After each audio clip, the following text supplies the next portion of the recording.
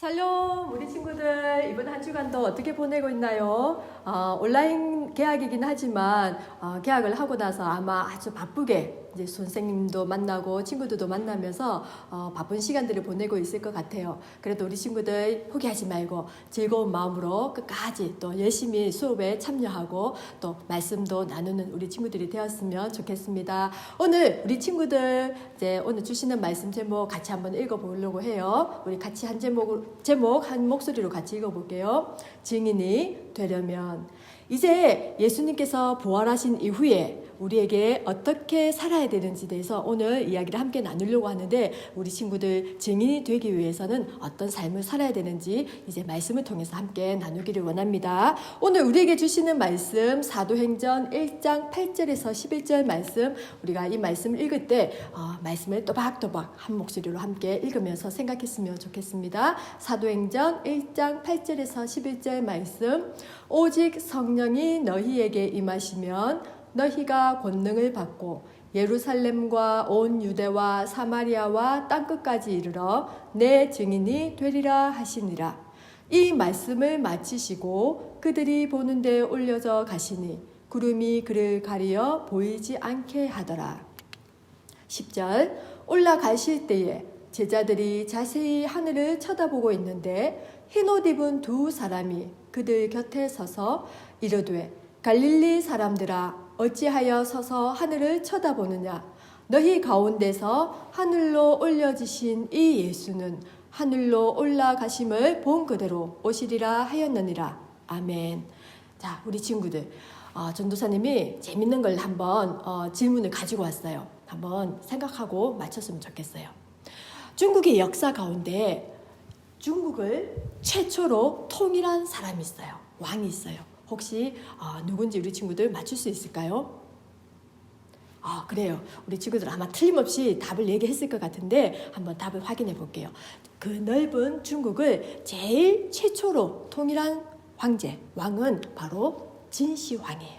이 진시황 때는 각 지역에 많은 힘을 가진 사람들이 나라를 세우고 다스리고 하면서 분열되어 있었다가 이제 이 진시황이 강력한 힘을 가지고 큰 중국을 통일하면서 이제 하나의 진나라라고 하는 나라를 세우게 되었어요. 이 진시황에 관해서는 여러 가지 일들이 많이 나오고 있어요.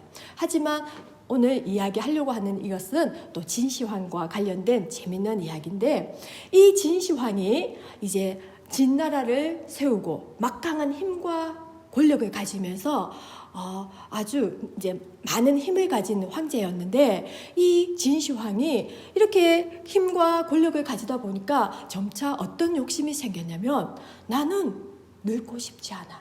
나는 죽고 싶지 않아. 나는 영원히 살고 싶어. 라고 하는 그런 욕심이 생겼어요. 그래서 이제 불로장생을 꿈꾸면서 영원히 늙지도 않고 죽지도 않고 살고 싶은 그런 욕심으로 이제 이 영원히 살 수 있는 불로초라고 하는 약초를 구해오도록 신하를 시켜서 구해오게 했다는 이야기가 진시황과 관련된 이야기예요. 그런데 우리 친구들, 진시황이 그럼 이 불로초를 먹고 죽었을까요? 아니면 영원히 살고 있을까요? 우리 친구들 아마 잘 알고 있을 것 같아요. 진시황은 결국은 불로초를 구하지도 못했을 뿐만 아니라 당연히 죽게 되었어요. 진시황은 이렇게 죽음을 맛보았지만 성경의 인물 가운데는 죽음을 맛보지 않은 사람들의 이야기가 나오고 있어요. 죽지 않고 하늘로 올라간 사람들이 있다라는 거예요. 그러면 과연 죽지 않고 하늘로 올라간 사람들은 누가 있을까요? 한번 생각해 보세요. 구약에 나오는 인물이에요. 이 사람은 하나님과 365년을 함께 동행하며 지냈다라고 이야기하고 있어요. 바로 에녹이에요. 한번 같이 읽어볼까요? 에녹. 이 에녹은 365년 동안을 하나님과 함께 동행하며 지내다가 하나님께서 이 사람을 하나님이 계신 하나님 나라로 올려보냈다라고 이야기하고 있어요. 그리고 또 한 사람의 이야기가 등장하고 있어요. 죽음을 보지 않고 하늘로 올라간 사람 누가 있을까요? 또 한 사람이 바로 엘리야 선지자예요. 한번 같이 읽어볼까요? 엘리야 선지자. 이 두 사람은 성경의 인물 가운데서 죽음을 맛보지 않고 하늘로 올라간 사람이다라고 기록하고 있어요. 그럼 이제 이 두 사람뿐만 있을까요? 아니에요. 죽음을 보지 않고 하늘로 올라간 사람이 또 있어요. 누구일까요? 바로 우리 예수님이세요. 예수님은 죽으셨지만 끝내 그 죽음을 맛보지 않고 다시 살아나셔서 하나님이 계신 하나님 나라로 올라가셨다라는 이야기가 오늘 이야기 가운데 나오고 있어요. 예수님은 이렇게 다시 살아나시고 죽음 가운데 머무지 않고 부활하셨어요. 그래서 하나님이 계신 하나님 나라로 바로 올라가신 것이 아니라 이 땅 가운데 예수님을 따랐던 많은 제자들, 그런데 막상 예수님이 죽고 나서는 어떻게 우리가 믿고 따랐던 예수님, 우리의 지도자가 죽어버렸네? 다 두렵고 떨리는 마음으로 흩어져서 숨어있던 제자들에게 예수님이 이 땅에 계신 40일 동안 나타나셔서 얘들아 나는 죽지 않고 이렇게 살아있어 라고 보여주시고 확신시켜 주셨어요. 뿐만 아니라 이제 이 남아있는 숨어있는 두려워하고 떨고 있던 제자들에게 확신과 믿음을 주시고 뿐만 아니라 그들에게 사명과 책임도 주셨어요. 그것이 어떤 사명과 책임인지 한번 살펴볼게요.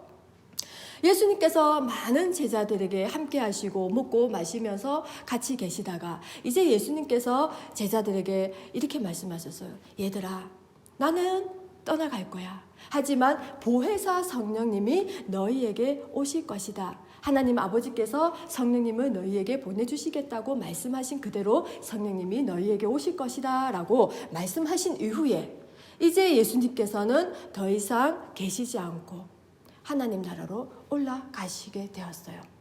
이때에 성령이 너희에게 임하시면 너희가 예루살렘과 온 유대와 사마리아와 땅끝까지 이르러 그동안 내가 너희에게 가르쳤던 그 가르침과 너희가 보고 보았던 그 모든 나의 모습들, 하나님 나라의 하나님의 뜻, 이 모든 것들을 사람들에게 증거하는 증인이 되어야 한다라고 말씀하신 이후에 예수님께서는 하나님 계신 나라로 하늘로 올라가셨어요. 이것을 한자로 승천이라고 우리가 이야기하고 있어요.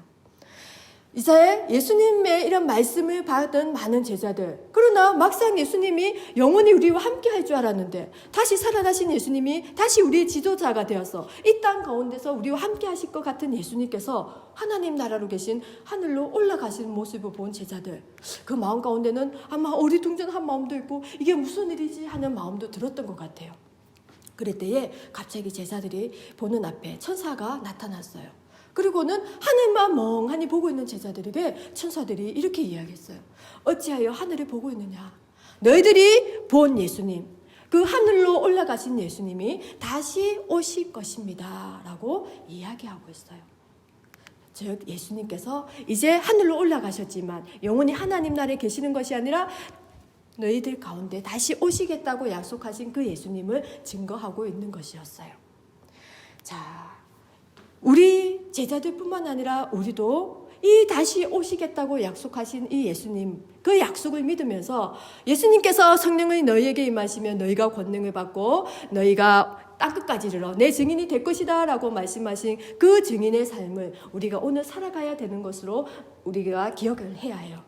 그래서 우리가 예수님을 아는 것에 그치는 것이 아니라 예수님의 말씀을 듣고 배우는 것에 그치는 것이 아니라 이제 우리가 그동안의 예수님의 그런 모습들, 하나님의 말씀을 가르쳐 주시고 예수님의 모습을 통해서 하나님 나라를 알게 하시고 하나님의 뜻을 알게 하시고 하나님의 모든 것을 알게 하신 그 모든 것들에 대해서 우리가 전도할 수 있어야 되는 거예요.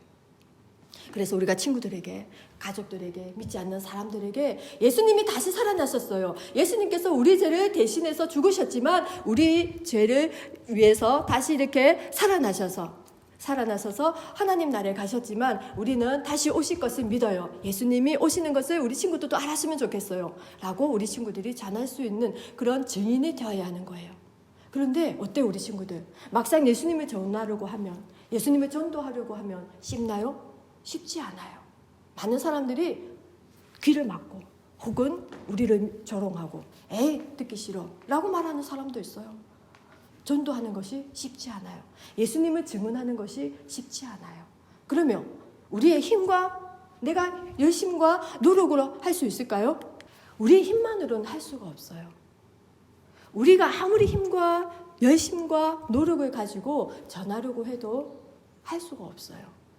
우리에게는 오직 성령님의 능력으로 할 수 있다라고 예수님께서 말씀하셨어요. 우리는 성령님의 능력을 그래서 입어야 해요. 그럼 어떻게 하면 되죠? 성령님의 돈으로 살 수 있을까요? 성령님을 보내달라고 막 때렸으면 되나요? 아니에요. 제자들은 예수님께서 약속하신 그 보내주시기로 약속하신 성령님을 기다렸어요. 모여서 함께 기도하면서 성령님이 오시기를 기다릴 때 성령님이 임하셨다라고 이야기하고 있어요.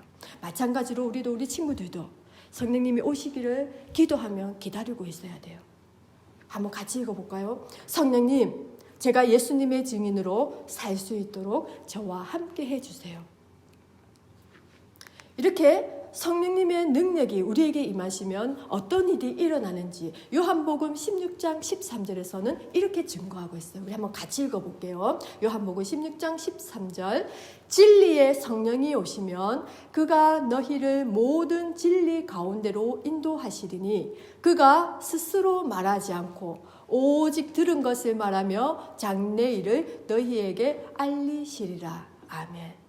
성령님이 오시면 하나님이 어떤 분이신지, 예수님이 어떤 분이신지, 하나님의 나라가 어떤 것인지, 하나님의 뜻이 무엇인지 이 모든 것들에 대해서 알려주신다고 이야기하고 있어요. 그리고 우리는 그 받은 말씀을 가지고 전할 수 있는 힘과 능력이 생기는 것이에요. 우리 친구들, 성령님이 우리에게 오시도록 기도해야 해요. 성령님이 오셔야만 우리가 예수님을 증거하는 증인의 삶을 살 수가 있어요. 성령님을 의지하지 않고는 우리는 아무것도 할 수가 없어요. 그래서 우리를 도우시는 성령님이 우리와 함께 하실 때에 예루살렘과 온 유대와 사마리아와 땅 끝까지 예수님을 증거하는 증인이 될 수 있어요. 오늘 우리 친구들 말씀을 통해서 성령님이 오셔야 되는 이유를 알고 있어요.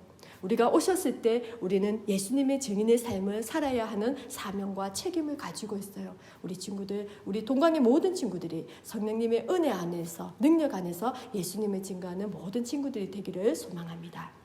함께 기도드리겠습니다. 하나님 아버지, 참으로 감사합니다. 죽으셨다가 살아나신 예수님을 우리 모든 동강의 친구들이 증거하며 증언할 수 있는 증인의 삶을 살 수 있도록 오늘 이 시간 가운데도 성령님 함께하여 주시고 성령님께서 능력을 더하여 주시옵소서. 예수님의 이름으로 기도드립니다. 아멘.